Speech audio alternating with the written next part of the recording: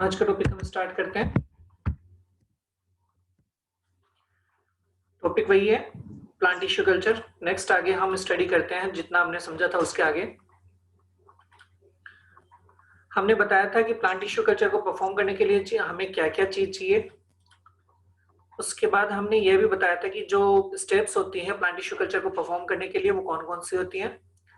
सबसे पहले nutrient medium जो है वो यहाँ पे प्रिपरेशन है, एक्सप्लांट सिलेक्शन है, स्टरलाइजेशन है, फिर इनोकुलेशन है, फिर इंक्यूबेशन, फिर रीजनरेशन, फिर हार्डनिंग और प्लांटलेट ट्रांसफर। इतना हमने लास्ट टाइम पे स्टडी कर लिया था। उसके बाद हमने ये भी बता दिया था कि एक्सप्लांट के तौर पर हम किसे चूज करेंगे। सिलेक्शन ऑफ एक्सप्लांट भी हमने बता दिया था कि किस तरीके से हम सिलेक्शन करेंगे। स्टरलाइजेशन मेथड्स की भी हमने कल स्टडी कर ली थी लास्ट टाइम पे। अलग अलग मेथड्स, ड्राई हीट वाला मेथड है, फ्लेम स्टरलाइजेशन, ऑटोक्लेविंग और फिल्टर स्टरलाइजेशन टेक्निक्स, इनके बारे में भी हमने जान लिया था।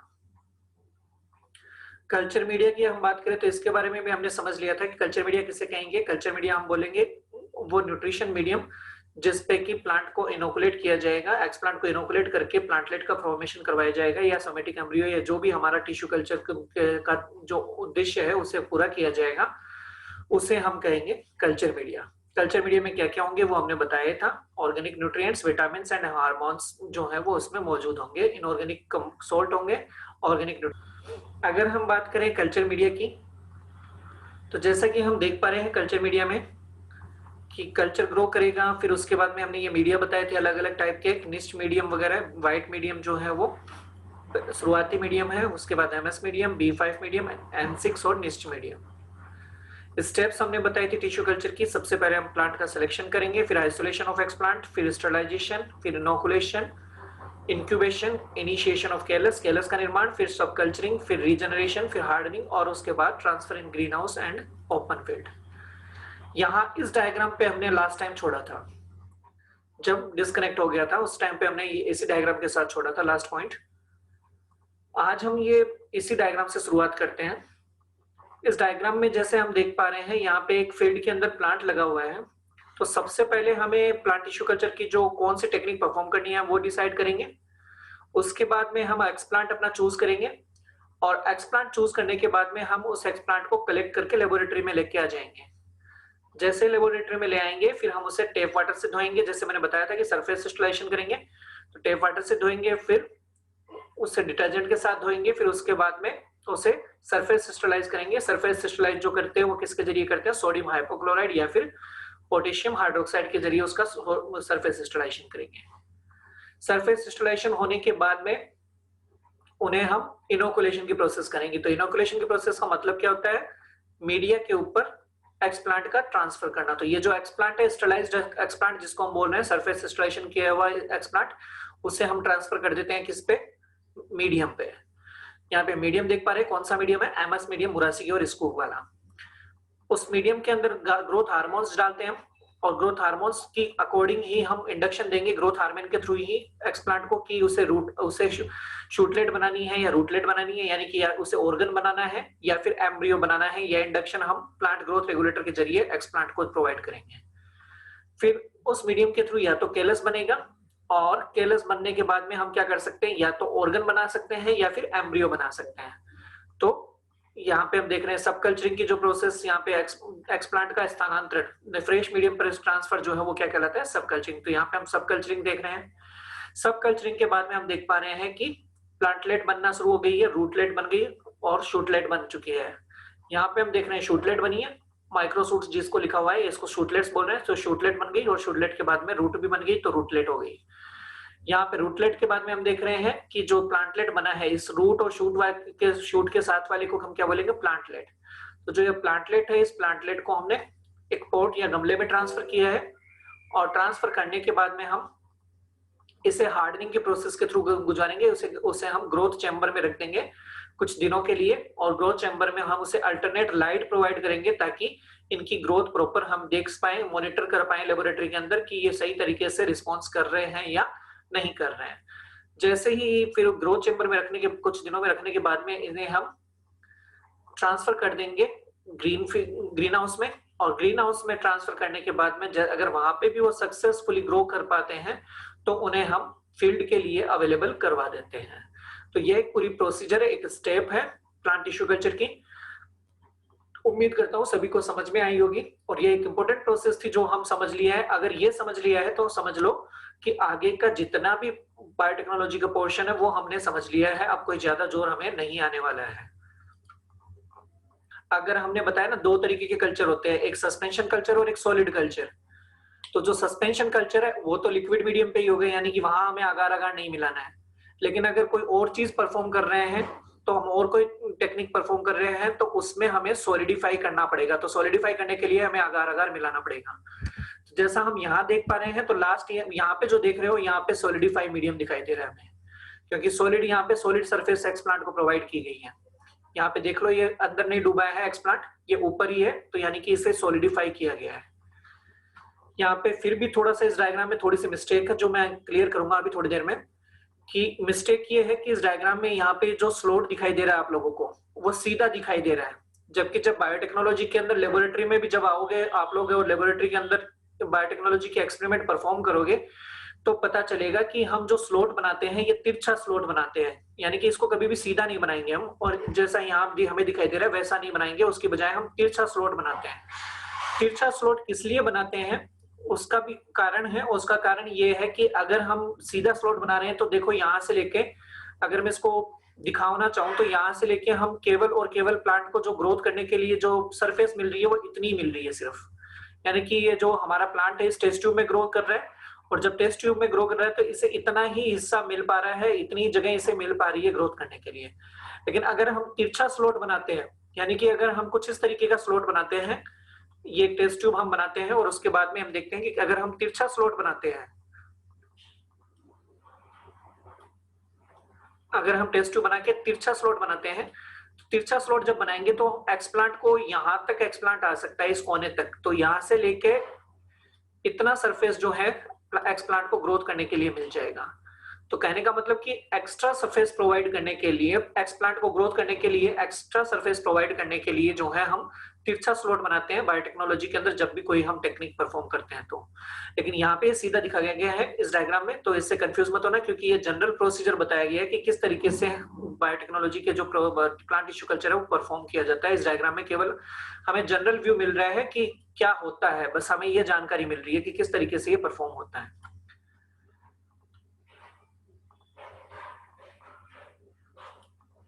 उसके बाद अगर हम बात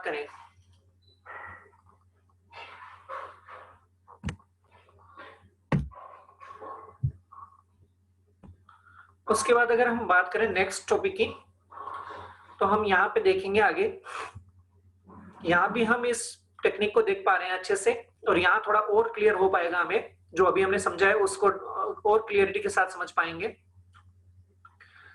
कि यहाँ हमें जो प्लांट मटेरियल दिखाई दे रहा है उस प्लांट मटेरियल को हमने क्या किया है, कट करके ले आए और लाने के बाद में उसका सरफेस स्टरलाइजेशन कर दिया, या फिर हम पहले सरफेस स्टरलाइजेशन कर दें और उसके बाद एक्सप्लांट को कट कर लें। दोनों प्रोसीजर हम कर सकते हैं। उसके बाद जैसे ही सरफेस स्टरलाइज्ड एक्सप्लांट है हमारा, उस एक्सप्लांट को हम क्या करें, कल्चर ऑन सॉलिड मीडियम, उसे हम सॉलिड मीडियम के ऊपर कल्चर करते हैं, और उस मीडियम में हम क्या डालेंगे, हार्मोन्स डालेंगे, और हार्मोन्स हम डिसाइड करेंगे कि कौन सा हार्मोन हमें डालना है। ध्यान रखने वाली बात यह है, बस ये हार्मोन का ही खेल हमें देखने को मिलेगा। जब हम आगे की स्टडी करेंगे तो हमें हार्मोन का ही खेल देखने को मिलेगा। क्या खेल देखने को मिलेगा, क्योंकि जो मीडियम होगा वो सेम रहेगा, केवल हार्मोन्स की वजह से इंडक्शन चेंज हो जाएगा। अगर सोमेटिक एम्ब्रियो हमें इंड्यूस करना है तो हम जो कल्चर मीडिया है उसमें 2,4-D या 2,4,5T जो है डालेंगे। हम क्या डालेंगे हार्मोन के तौर पर, 2,4-D या फिर 2,4,5T।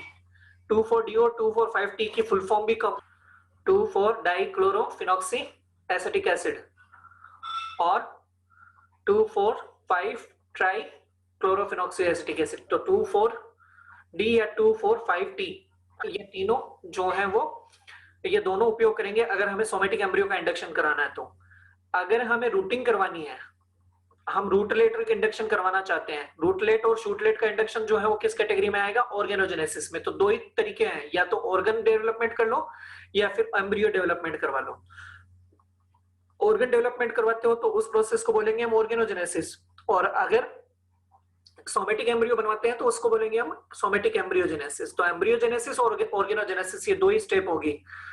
अगर ऑर्गन हम बनवाते हैं तो हमें ध्यान देना होगा कि अगर हमें ऑर्गन डेवलपमेंट करवाना है तो ऑर्गन जो है शूटलेट और रूटलेट ये दो ऑर्गन हम डेवलप करवा सकते हैं। तो शूटलेट के लिए शूटिंग हार्मोन चाहिएगा और रूटलेट के लिए रूटिंग हार्मोन्स डालने होंगे। अगर रूटलेट हमें बनानी है तो हम डालेंगे ऑक्सिन। ऑक्सिन कौन सी? IAA और IBA, इंडोल एसिटिक एसिड और इंडोल ब्यूटारिक एसिड। इनको हम यूज करेंगे प्लांट ग्रोथ हार्मोन के तौर पर मीडियम के अंदर, अगर हमें रूटिंग करवानी है तो। और अगर हमें शूटिंग करवानी है यानी कि शूटलेट बनवानी है तो शूटलेट बनाने के लिए हम शूटिंग हार्मोन डालेंगे। उसमें शूटिंग हार्मोन क्या होगा? साइटोकाइनिन। यानी कि अगर हम साइटोकाइनिन की कंसंट्रेशन ज्यादा कर देंगे एमएस मीडियम के अंदर बजाय किसके? ऑक्सिन के, तो शूटलेट का इंडक्शन होगा। और अगर हम ऑक्सिन के तौर पर IA और IBA लेते हैं और IA और IBA के अंदर अगर हम IA और IBA के अंदर अगर हम IBA काम में लेते हैं और अगर उसका यूज करेंगे तो हमें देखने को मिलेगा कि रूटलेट का फॉर्मेशन होगा। तो इस तरीके से मीडियम के अंदर तो चेंज करके हार्मोन्स चेंज करके उनकी मात्रा चेंज करके हम अलग अलग जो हमारे प्रोसीजर है उनको परफॉर्म कर सकते हैं। मीडियम का जो कंपोजिशन है यानी कि एमएस मीडिया जो हम बना रहे हैं वो सेम रहेगा। मीडियम के कंपोजिशन में कोई चेंज नहीं आता है, केवल जो चेंज आएगा वो किस में आएगा? हार्मोन के अंदर, कि हार्मोन हम कितना डाल रहे हैं, कौन कौन से हार्मोन्स यूज कर रहे हैं, क्या यूज कर रहे हैं, उसी पे डिपेंड करेगा कि हम ऑर्गेनोजेनेसिस करवाते हैं या फिर एम्ब्रियोजेनेसिस कराते हैं। तो यहाँ पे हम देख पा रहे हैं यहाँ तक की स्टेप सेम रहेगी सारी स्टेप्स के अंदर, सारी प्रोसीजर के अंदर। फिर उसके आगे हम देख रहे हैं यहाँ पे कैलस का फॉर्मेशन हो सकता है या फिर डायरेक्ट ऑर्गेनोजेनेसिस भी कराया जा सकता है। अगर कहीं पे डायरेक्ट वर्ड मिलता है कि डायरेक्ट ऑर्गेनोजेनेसिस, डायरेक्ट एम्ब्रियोजेनेसिस, तो डायरेक्ट का मतलब ये होगा कि विदाउट कैलस। कहीं पे डायरेक्ट देखते हो तो उसका मतलब होगा विदाउट कैलस, यानी कि बिना कैलस के निर्माण के अगर ऑर्गेनोजेनेसिस करवा सकते हैं हम लेबोरेटरी के अंदर तो वो प्रोसेस कहलाएगा डायरेक्ट ऑर्गेनोजेनेसिस। और अगर बिना कैलस के एम्ब्रियो का प्रोडक्शन करवाते हैं तो वो कहलाएगा डायरेक्ट एम्ब्रियोजेनेसिस। लेकिन अगर एम्ब्रियो कैलस का निर्माण बीच में होता है तो उसे हम बोलते हैं इनडायरेक्ट एम्ब्रियोजेनेसिस। और अगर कैलस का निर्माण करवा के, जैसे अगर हमने यहाँ पे देखेंगे तो यहाँ पे देखो ये डायरेक्ट ऑर्गेनोजेनेसिस हो रहा है और दूसरा हो रहा है कैलस के जरिए। तो अगर कैलस के जरिए ऑर्गेनोजेनेसिस करवा रहे हैं तो ये स्टेप कहलाएगी हमारी इनडायरेक्ट स्टेप, यानी कि इनडायरेक्ट ऑर्गेनोजेनेसिस। तो डायरेक्ट ऑर्गेनोजेनेसिस और इनडायरेक्ट ऑर्गेनोजेनेसिस समझ में आया? केवल डायरेक्ट का मतलब क्या होगा? बिना कैलस के ऑर्गेनोजेनेसिस करवाना। अगर डायरेक्ट वर्ड एम्ब्रियोजेनेसिस के आगे जुड़ा है तो इसका मतलब क्या होगा? कि बिना कैलस के एम्ब्रियो का इंडक्शन करवाना। अगर इनडायरेक्ट है तो इसका मतलब कैलस का निर्माण हुआ है। फिर ऑर्गेनोजेनेसिस हमने करवाया, ऑर्गेनोजेनेसिस से हमने क्या करवाया? शूट बनाई। शूट बना के हमने क्या किया? Culture on hormone free medium पर हम उन्हें कल्चर करवाएंगे, एम्ब्रियोइड्स बनाएंगे और इस तरीके से हम जो है प्लांटलेट का प्रोडक्शन कर लेंगे। जैसे ही प्लांटलेट बनी तो उस प्लांटलेट को हम क्या करेंगे?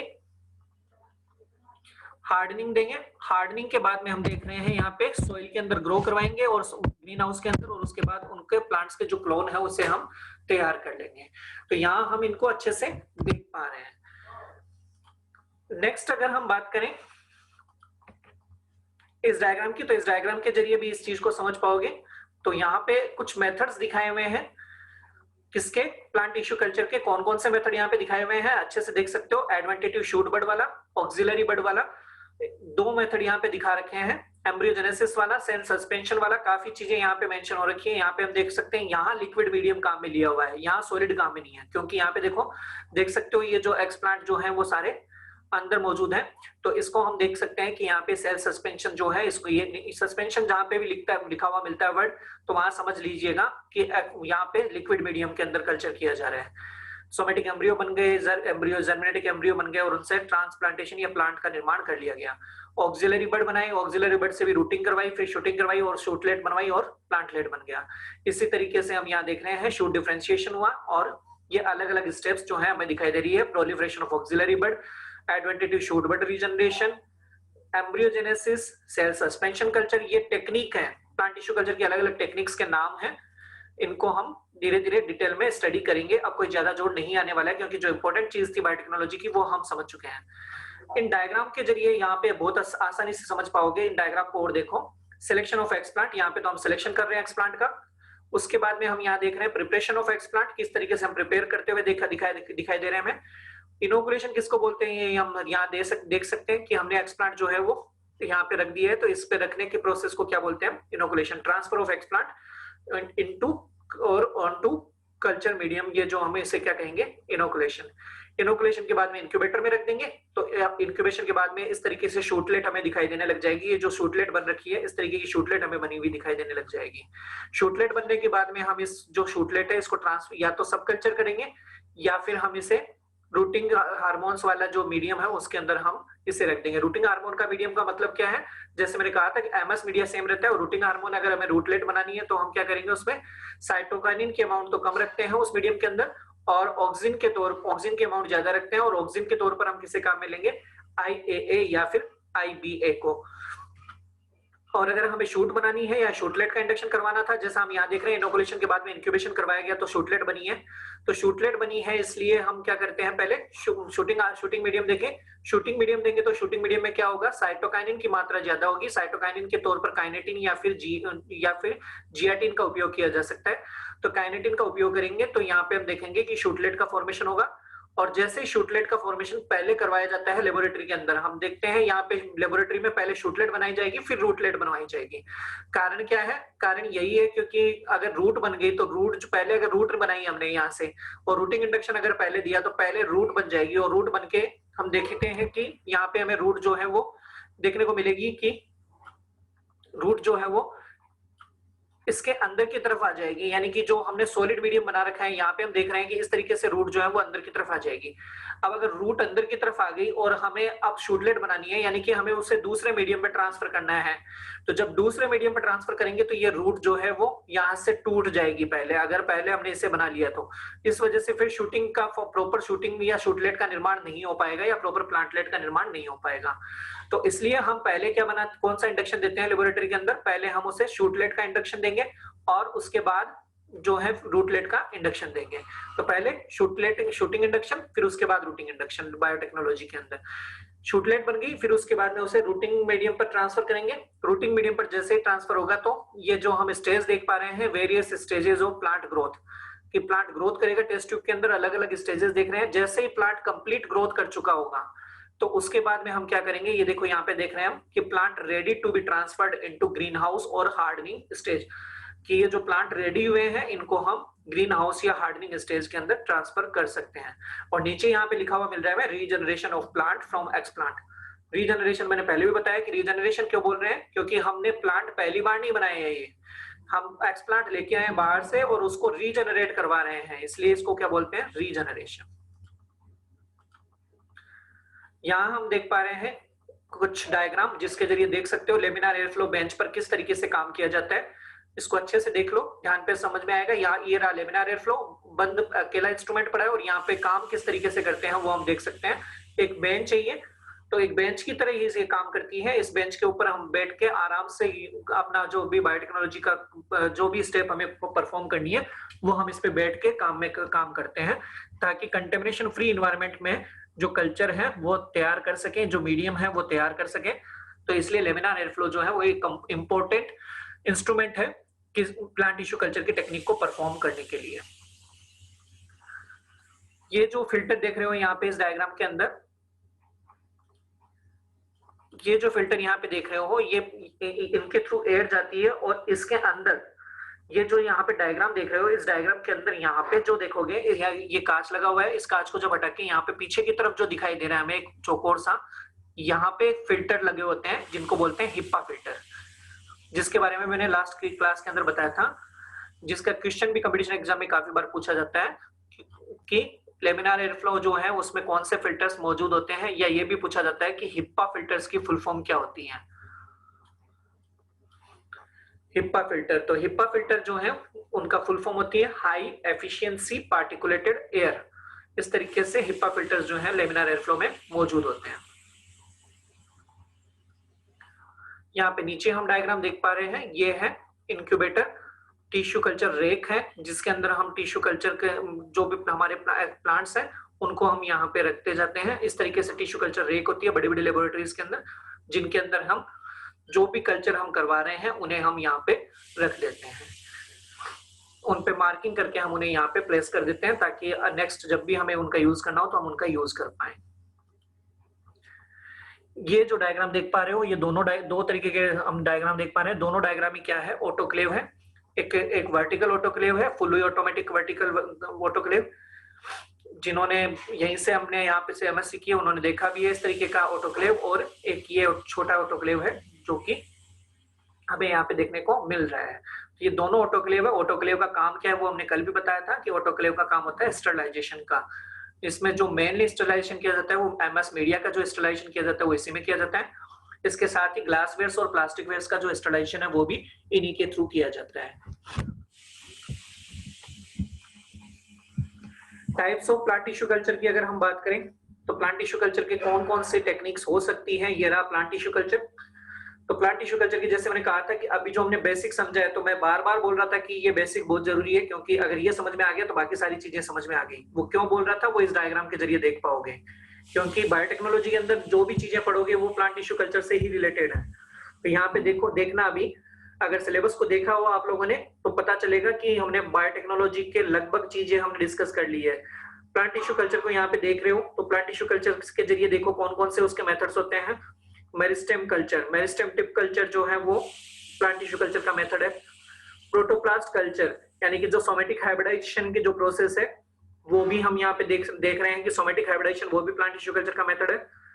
ऑर्गन कल्चर यानी कि ऑर्गेनोजेनेसिस वो भी प्लांट टिश्यू कल्चर का ही एक टेक्निक है। पोलन कल्चर या एंथर कल्चर या पोलन कल्चर जो हम कह रहे हैं, एंड्रोजेनेसिस जिसको बोलते हैं, वो भी प्लांट टिश्यू कल्चर की ही टेक्निक है। केलस कल्चर, सेल कल्चर यानी कि सेल सस्पेंशन कल्चर वो भी प्लांट टिश्यू कल्चर की ही एक टेक्निक है। एम्ब्रियो कल्चर यानी कि सोमेटिक एम्ब्रियोजेनेसिस की जो प्रोसेस है वो भी प्लांट टिश्यू कल्चर की एक टेक्निक है। सीड कल्चर यानी कि आर्टिफिशियल सीड या सिंथेटिक सीड का फॉर्मेशन करना वो भी प्लांट टिश्यू कल्चर की ही एक टेक्निक है। तो यहाँ पे इस डायग्राम के जरिए अच्छे से समझ में आया होगा कि प्लांट टिश्यू कल्चर की जो हमने अभी समझा है वो क्यों हमने स्टार्ट किया है यहाँ से। क्यों इसीलिए स्टार्ट किया है क्योंकि ये सारी चीजें जो हम यहाँ देख रहे हैं इन सब चीजों को समझना है, और अगर इन सब चीजों को समझना है तो हमें ये आना चाहिए, यानी कि प्लांट टिश्यू कल्चर हमें आना चाहिए। इसलिए जो सबसे पहले हमने समझा है वो प्लांट टिश्यू कल्चर को समझा है, क्योंकि अगर प्लांट टिश्यू कल्चर समझ में आ गया तो ये काफी इजी हो जाएंगे हमारे लिए ये सारे सब कुछ। और अब जब स्टडी करोगे तो पता भी चलेगा कि ये हम सारे हमारे लिए बहुत इजी हैं अब। इसलिए प्लांट टिश्यू कल्चर जो है वो समझना जरूरी है। कौन कौन से फैक्टर्स हैं जो अफेक्ट करेंगे प्लांट टिश्यू कल्चर को। तो प्लांट स्पीसीज की कौन से प्लांट स्पीसीज को हम टिश्यू कल्चर की टेक्निक परफॉर्म करने के लिए चूज कर रहे हैं, वो उस पर डिपेंड करेगा कि हमारा जो टिश्यू कल्चर की जो मेथड है वो सही तरीके से हम परफॉर्म कर पाएंगे या उसके सही रिजल्ट आ पाएंगे या नहीं आ पाएंगे। वो डिपेंड करेगा प्लांट स्पीसीज पर कि कौन से प्लांट स्पीसीज हम चूज कर रहे हैं। जीनोटाइप, जो स्पीसीज का जीनोटाइप है उसके ऊपर भी डिपेंड करेगा कि किस तरीके से वो जीन्स जो है वो रिएक्ट कर रहे हैं, तो किसके अगेंस्ट जो हमने न्यूट्रिएंट मीडिया लिया है उसके अगेंस्ट किस तरीके से वो जीन्स जो है वो लेबोरेटरी कंडीशंस के अंदर रिएक्ट कर रहे हैं। तो जीनोटाइप जो है वो भी अफेक्ट डालता है। Source of the cultured tissue, cultured जो टिश्यू है, जिस टिश्यू का हम कल्चर कर रहे हैं उसका सोर्स क्या है, हम उसे कहां से लेकर आए हैं, उस पर डिपेंड करेगा। Age and health of the donor plant, donor plant की एज और हेल्थ कैसी है। हेल्थ मतलब वो डिजीज्ड प्लांट था, अगर जिससे हम एक्सप्लांट लेके आए वो डिजीज्ड प्लांट था या फिर हेल्दी प्लांट था। अगर हेल्दी प्लांट है तो सीधी सी बात है कि चाहे प्लांट हो चाहे एनिमल हो, जब हेल्दी होता है तो अच्छे से काम करता है, लेकिन जब बीमार होता है तो अच्छे से काम नहीं कर पाता है। तो इसी तरीके से हम देख पाएंगे कि हेल्थ, एज और हेल्थ जो है वो भी डोनर प्लांट की वो भी अफेक्ट करेगी कि यंग एज में हम एक्सप्लांट कलेक्ट करके लाए हैं या फिर कोई प्लांट जो है वो काफी बड़ा हो गया है और उसके बाद हम उसे एक्सप्लांट कलेक्ट करके लाए हैं, तो वो भी इफेक्ट डालेगा प्लांट टिश्यू कल्चर के रिजल्ट के ऊपर। न्यूट्रिएंट मीडियम, अगर कोई न्यूट्रिएंट मीडियम है उसके अंदर कंपोजिशन हमने सही नहीं लिया है, जो केमिकल्स उनका कंपोजिशन हमने सही नहीं लिया, प्लांट ग्रोथ रेगुलेटर की जो अमाउंट है वो हमने ज्यादा या कम कर दी, तो उस कंडीशन में भी हम देखेंगे कि प्लांट टिश्यू कल्चर की जो हमारी टेक्निक है वो सही तरीके से परफॉर्म नहीं कर पाएंगे। इस चीज में ध्यान से आप लोगों को ये भी बता दूं कि प्लांट टिश्यू कल्चर की टेक्निक हमें देखने में जितनी आसान लग रही है परफॉर्म करने में उतनी ही टफ होती है, क्योंकि देखने में हम बड़े आसानी से समझ पा रहे हैं कि शूटलेट बन गया, रूटलेट बन गया। इतनी आसानी से रूटलेट और शूटलेट का इंडक्शन नहीं होता है। वो इसलिए नहीं होता है क्योंकि हमने क्या कहा है कि हम सोमेटिक सेल्स लेकर आ रहे हैं और हम उनसे प्लांटलेट बनवा रहे हैं, तो इसका मतलब हम वो करवा रहे हैं जो नेचुरली नहीं हो रहा है, यानी कि हम नेचर के अगेंस्ट लेबोरेटरी के अंदर वर्क परफॉर्म कर रहे हैं, तो नेचर के अगेंस्ट अगर कोई काम करेंगे तो इतना आसान तो नहीं होगा कि वो आराम से हम उसको इंडक्शन दे दें और जो जितने भी टेस्ट ट्यूब्स हमने लगाई है उन सब टेस्ट ट्यूब के अंदर शूटलेट का इंडक्शन हो जाए। तो ऐसा नहीं होगा, क्योंकि ऐसा नहीं होगा, इसीलिए बायोटेक्नोलॉजी जो है वो काफी कॉस्टली ब्रांच है, जिसके अंदर काफी बड़ी लेबोरेटरी चाहिए होती है और काफी सारे इंस्ट्रूमेंट्स जो हैं वो हमें चाहिए होते हैं, और काफी कॉस्टली जो इसके जो इंस्ट्रूमेंट्स होते हैं वो भी काफी कॉस्टली होते हैं। इसलिए बायोटेक्नोलॉजी की लैब सेटअप करना, बायोटेक्नोलॉजी के अंदर लैब के अंदर वर्क करना, हर एक चीज जो है वो इंपॉर्टेंट होती है और हर एक चीज को तरीके से परफॉर्म करना होता है। यानी कि अगर एक भी जगह हमारी मिस्टेक हो गई है तो जो रिजल्ट आने थे, पहली बात तो मैं ये कह रहा हूं कि 100% रिजल्ट तो कभी आएंगे ही नहीं, लेकिन 100% छोड़ो, जो मैक्सिमम अच्छे से अच्छा साइंटिस्ट भी अगर परफॉर्म करता है तो जो रिजल्ट है वो अब जानकर आश्चर्य होगा, केवल 10 से 15% सक्सेस रेट उनकी होती है। यानी कि अगर वो 100 जो टेस्ट ट्यूब को अगर एक्सप्लांट कल्चर करवाते हैं तो उनमें से 15 टेस्ट ट्यूब के अंदर ही एक्सप्लांट ग्रोथ कर पाएंगे। लेकिन फिर भी बायोटेक्नोलॉजी एक इंपॉर्टेंट मेथड है, क्योंकि उससे वो किया जा रहा है जो कि नेचुरल कंडीशन में पॉसिबल नहीं है, वो हम उससे लेबोरेटरी के अंदर करवा रहे हैं। साथ ही जेनेटिक वेरिएशन भी करवाना उनमें आसान हो जाता है। जब लेबोरेटरी के अंदर हम कोई किसी चीज को परफॉर्म करते हैं तो वो टेक्निक हमारे अनुसार परफॉर्म हो रही होती है, तो वहां पर हम जेनेटिक मैनिपुलेशन यानी कि जेनेटिक डाइवर्सिटी भी उन प्लांट्स के अंदर हम इजीली ऐड कर सकते हैं। यह इसका फायदा जरूर है, यानी कि हर चीज के जैसे फायदे और नुकसान दोनों होते हैं, तो वैसे ही इस बायोटेक्नोलॉजी की जो टेक्निक्स है प्लांट टिश्यू कल्चर की, इनके भी फायदे और नुकसान दोनों हैं। इसीलिए बायोटेक्नोलॉजी जो है वो परफॉर्म करने के लिए वेल स्किल्ड लेबर चाहिए, जो कि बहुत अच्छे से जानता हो। ऐसा लेबर चाहिए, ऐसे हर किसी को लेबर के तौर पे हम काम में नहीं ले सकते बायोटेक्नोलॉजी में। अच्छे से उसको टेक्निक्स का नॉलेज होना चाहिए और अच्छे से वो टेक्निक्स को परफॉर्म कर सके, ऐसा होना जरूरी है। इसलिए बहुत सारे फैक्टर्स जो हैं वो अफेक्ट करेंगे। प्लांट टिश्यू कल्चर के एप्लीकेशंस क्या क्या हैं? The commercial production of plants used as potting, landscape and florist subject. Florist यानी कि फ्लावर बनाने के लिए, लैंडस्केप यानी कि जो खेती वगैरह करने के लिए, और पॉटिंग यानी कि गमले वगैरह लगाने के लिए जो है कॉमर्शियल प्रोडक्ट, इनका प्लांट्स का जो है कॉमर्शियल प्रोडक्शन किया जाता है। टू कंजर्व रेयर और एंडेंजर्ड प्लांट स्पीसीज, जो एंडेंजर्ड प्लांट स्पीसीज हैं या रेयर प्लांट स्पीसीज हैं, उन्हें बचाने के लिए भी, क्योंकि नेचुरली तो वो डेवलप नहीं हो रही है, तो नेचुरली डेवलप नहीं हो रही है तो वो कुछ सालों में या कुछ टाइम के बाद में जो है वो एक्सटिंक्ट हो जाएगी या विलुप्त हो जाएगी। तो ऐसी जो प्लांट्स हैं उनको एक्सप्लांट लेकर हम लेबोरेटरी में उनकी काफी मात्रा में, काफी कम समय में काफी मात्रा में उनके जो एक्सप्लांट है वो उनके प्लांटलेट बना के हम प्रिजर्व कर सकते हैं, या उनका सीड बैंक बना के हम सिंथेटिक सीड बना के सीड बैंक बना सकते हैं, या फिर जीन बैंक बना के हम उन्हें प्रिजर्व कर सकते हैं कि कभी भी उन प्लांट्स को जो है वापस से जीवित किया जा सके या रिवाइव किया जा सके। इसलिए यह एक वो काफी इंपॉर्टेंट रोल है प्लांट पर टिश्यू कल्चर का, to screen cells rather than plants for advantageous characters। हम यहाँ पे क्योंकि लेबोरेटरी के अंदर, जैसे अभी मैंने बोला कि लेबोरेटरी में हम परफॉर्म करते हैं प्लांट टिश्यू कल्चर को, इसलिए सारी जो टेक्निक्स है या सारी जो चीजें हैं वो हमारे सामने परफॉर्म हो रही होती है, और हम क्या कर सकते हैं, हर एक सेल्स को स्क्रीनिंग कर सकते हैं, उनको हम पहचान सकते हैं, बजाय पूरे के पूरे प्लांट के। हमें केवल जो लिमिटेड सेल्स हैं उन सेल्स को ही स्क्रीनिंग करना है या उन्हें ही ऑब्जर्वेशन में रखना है, हमें पूरा प्लांट ऑब्जर्व नहीं करना। अगर उन सेल्स में हमने चेंजेस कर दिए तो उन सेल्स में चेंजेस कर दिए तो प्लांट में ऑटोमेटिकली वो चेंजेस आ जाएंगे, यानी कि उनमें जेनेटिक मैनिपुलेशन हम कर सकते हैं, यानी कि उनमें जीन जो है हम लेबोरेटरी लेवल पे या शुरुआती सेल के लेवल के ऊपर ही हम इंसर्ट करवा सकते हैं। एग्जाम्पल के तौर पर हर्बिसाइड रेसिस्टेंट या टॉलरेंस, यहाँ पे हर्बिसाइड्स है, ये तो समझ में आए या ना आए इसको मैं थोड़ा सा सिंप्लीफाई कर देता हूँ।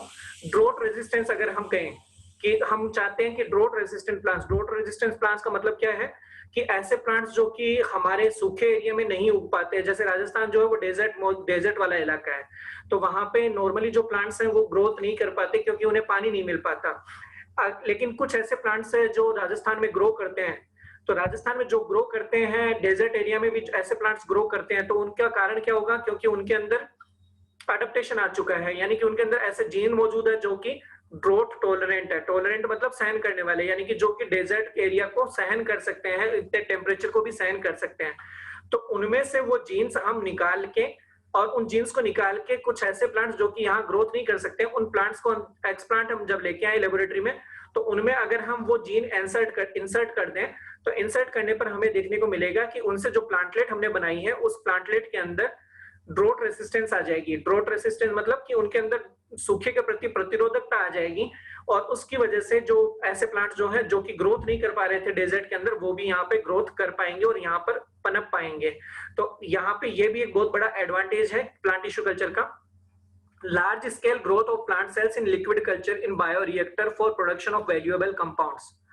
यह भी एक बहुत इंपॉर्टेंट रोल है बायोटेक्नोलॉजी का कि बायोटेक्नोलॉजी के जरिए बायोरिएक्टर्स बनाए जाते हैं। यानी कि बायोरिएक्टर्स को अगर मैं इजी भाषा में बोलूं तो जो इंडस्ट्रीज होती है, जैसे हम इंडस्ट्रीज देखते हैं जहां पे कि बड़ी मात्रा में किसी भी प्रोडक्ट का निर्माण किया जाता है, वैसे ही क्योंकि हम बायोटेक्नोलॉजी परफॉर्म कर रहे हैं तो इसलिए ऐसे रिएक्टर जो कि बायोलॉजिकल प्रोडक्ट का निर्माण करते हो उन्हें हम बायोरिएक्टर बोलते हैं।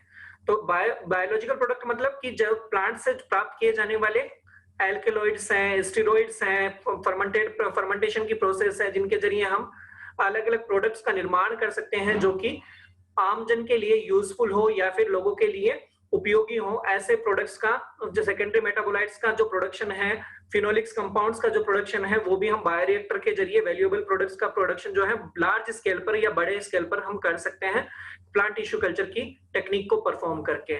Like plant derived secondary metabolites and recombinant proteins. Recombinant proteins जैसे ह्यूमिलिन है, इस तरीके के जो रिकॉम्बिनेंट प्रोटीन है, इंसुलिन के लिए जो बनाया गया है ह्यूमिलिन प्रोटीन, इस ह्यूमिलिन प्रोटीन इस तरीके के जो रिकॉम्बिनेंट प्रोटीन है उनका भी बायोफार्मास्यूटिकल्स के लिए भी उपयोग किया जाता है। ऐसी चीजों को भी हम प्लांट टिश्यू कल्चर की टेक्निक्स को परफॉर्म करके या प्लांट बायोटेक्नोलॉजी का उपयोग करके बना सकते हैं। To cross distantly related species by protoplast fusion and regeneration of novel hybrid. और फायदा क्या है इस चीज का प्लांट टिश्यू कल्चर का, कि यह भी बहुत इंपॉर्टेंट फायदा है इसका, क्योंकि लेबोरेटरी के अंदर हम क्या कर सकते हैं, प्रोटोप्लास्ट आइसोलेशन जिसको हम बोल रहे हैं कि प्रोटोप्लास्ट कल्चर जिसको हम सोमेटिक हाइब्रिडेशन के नाम से जानते हैं। तो प्रोटोप्लास्ट अगर हम लेबोरेटरी के अंदर बनाते हैं और उन प्रोटोप्लास्ट को अलग अलग स्पीसीज के प्रोटोप्लास्ट यानी कि सेम स्पीसीज के प्रोटोप्लास्ट नहीं होने के बावजूद भी हम उन्हें हम फ्यूजन करवा सकते हैं, क्योंकि हम जानते हैं कि बाहर जो ब्रीडिंग होती है प्लांट ब्रीडिंग, उस प्लांट ब्रीडिंग के अंदर हम जानते हैं कि सेम स्पीसीज के फ्यूजन के लिए सेम स्पीसीज का होना जरूरी है। लेकिन यहाँ पे हम देख पाते हैं कि लेबोरेटरी के अंदर लाकर डिफरेंट स्पीसीज के जो प्रोटोप्लास्ट है उनमें भी फ्यूजन करवा के नए हाइब्रिड का निर्माण किया जा सकता है। नोवेल हाइब्रिड जो है वो बनाए जा सकते हैं दो अलग अलग स्पीसीज को फ्यूजन करवा के। बहुत से नाम सुने होंगे आप लोगों ने नए नए हाइब्रिड्स के, जैसे रेफिनोब्रेसिका, इस तरीके के जो नाम सुने होंगे वो सारे दो अलग अलग स्पीसीज के फ्यूजन के जरिए बनाए गए हाइब्रिड्स हैं जिनको हम नोवेल हाइब्रिड्स भी बोल सकते हैं या नोवेल हाइब्रिड्स के। तो नोवेल मींस नए हाइब्रिड का निर्माण करना भी प्लांट टिश्यू कल्चर के जरिए पॉसिबल है। To produce clean plant material, ऐसे प्लांट मटेरियल का निर्माण भी किया जा सकता है जो कि क्लीन हो। क्लीन का मतलब जिनमें कि बिल्कुल भी कंटेमिनेशन ना हो या काफी कम कंटेमिनेशन देखने को मिले या डिजीज उनके अंदर ना ही हो, या डिजीज फ्री प्लांटलेट का प्रोडक्शन भी हम करवा सकते हैं from stock infected by virus और अदर पैथोजन। अगर कोई नेचुरल कंडीशन में कोई प्लांट जो है वो वायरस या पैथोजन जिसके अंदर मौजूद हो, तो ऐसे प्लांट्स को भी हम वायरस फ्री प्लांटलेट का प्रोडक्शन भी लेबोरेटरी के अंदर करवा सकते हैं मेरिस्टेम टिप कल्चर के जरिए। यह इंपॉर्टेंट क्वेश्चन है, कंपटीशन एग्जाम में पूछा जाता है कि for the production of virus free plantlet which mechanism is used. Virus free plantlet बनाने के लिए कौन से मैकेनिज्म का उपयोग, प्लांट टिश्यू कल्चर के कौन से मैकेनिज्म का उपयोग किया जाता है, तो हम उसका आंसर देंगे मेरिस्टेम टिप कल्चर या shoot tip culture. Production of identical sterile hybrid species can be obtained. एक जैसे हाइब्रिड का भी निर्माण जो है वो हम लेबोरेटरी में प्लांट टिश्यू कल्चर की टेक्निक के जरिए कर सकते हैं। अभी